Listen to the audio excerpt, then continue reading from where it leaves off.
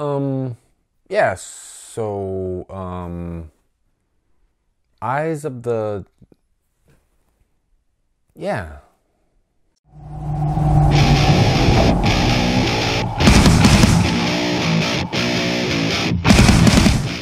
Eyes of the Mother stars Kika McGillis and is directed by Nicholas Pesce. So what's up, guys? It's time for another Netflix horror movie review. I always enjoy doing these, you know, kind of stepping outside the big budget Hollywood movies and actually talking about, you know, maybe some independent films, art house films even. And Eyes of the Mother is one that I definitely heard in some horror circles a few months ago, was really curious about it, and I almost bought it actually yesterday, and then somebody on Instagram actually told me that, hey, this is actually on Netflix. So I was very happy for that. And before I get into this review, I just wanted to say happy 30th birthday to a good friend of mine, Jay Anthony, or Mesmerized for Life. He's been a subscriber of mine for a long time. We struck up a good friendship. And so yeah, I wanted to say happy birthday, man. And one more shout out to one of the Killer Flicks members, Stephen Wilkie, who is also a great friend. So anyway, got those out of the way. Let's get into Eyes of the Mother. So in Eyes of the Mother, you got this family of like Portuguese immigrants, and it doesn't really give you the specific time frame, but I'm thinking it's probably like the 40s, 50s, maybe early 60s, something like that. But one thing that's cool about this movie is that it is in black and white. And I love modern films that are done in black and white. I don't know, there's just something about it. It gives it, I guess it makes them classy, if that makes any sense, but it's just another interesting way to watch a movie, I think. I still love black and white films. I think that's one reason why I love The Crow so much, is because it's not a traditional black and white film, but most of that film is actually black and white. But the main character, Francisca, her mother is a surgeon. And so Francisca grows up around all this knowledge of anatomy, and she becomes very curious of it, and she's very young. So early in the movie, this, I guess you could call him a psychopath. He's kind of mentally deranged, but he's a door-to-door salesman, and he comes knocking, and the father's gone, so it's Francisca and her mother, and they're in real trouble, and then the mother ends up getting killed. Now, this is really early on in the movie. This sets up the main plot, so I'm not really giving you any kind of spoiler here. And so what you have left here is Francisca and her father, and instead of calling the cops and you know, sending this guy off to jail, they actually kidnap him.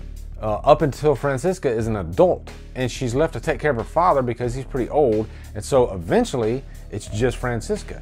And throughout all this, this is a girl that is completely deranged in the head. And more importantly to the plot of this story, she develops a fascination with anatomy, and she practices on the salesman, specifically taking out his eyes. And so this is kind of a really sick coming-of-age story where she actually becomes a psychopath herself. She develops a hunger for this. And so that's really what the Eyes of the Mother is about. It's about this young person, and what if they're raised in an abnormal life, you know, not like a normal kid? And what would that do to them? And what it does to Francisca is horrible. Now, one thing I really love about this movie is how the violence is played out. It's very real.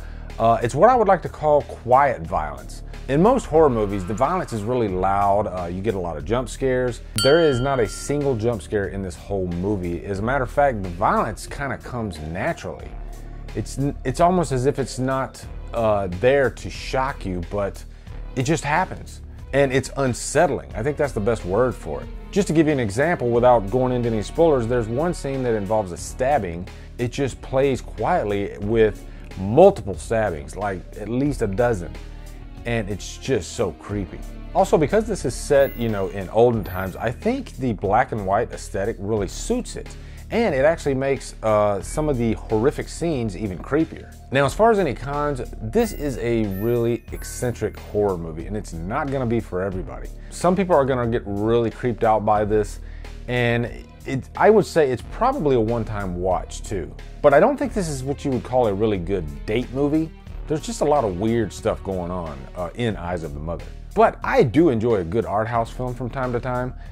Really loved Darling, and this one kind of fit into that category, and I enjoyed the hell out of it, actually. So for me, I'd probably give this a high humdrum, almost a purchase worthy, but I really appreciated how well directed this movie was and how interesting the characters were. So anyway, guys, what are your thoughts on Eyes of the Mother? Looking forward to hearing them.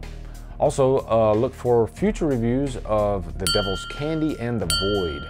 I'm really into all these independent horror films that are coming out. Also, if you want to talk more horror, make sure you come on over to Killer Flicks, where we talk horror all day, every day. And on Fridays, we do Free For All Fridays. If you look down below, you can see all my social media links. If you like what I'm doing, please hit that subscribe button. I'd really appreciate it. Anyway, guys, thank you so much for watching. Have a great day, and Drum Dum out.